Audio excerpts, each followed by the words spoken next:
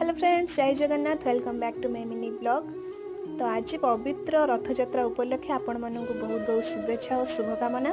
जगह समस्त को भल रखू और समस्ते खुशी रुहतु। तो मु रेडी ही बाहर जाइए आम गाँव में होता रथयात्रा देखापी।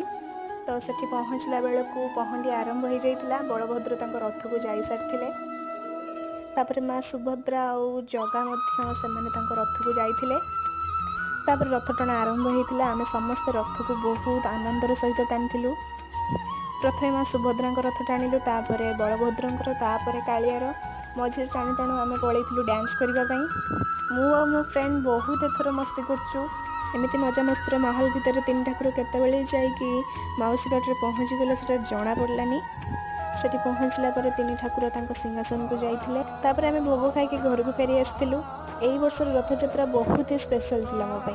वीडियोटी एठी शेष होउची।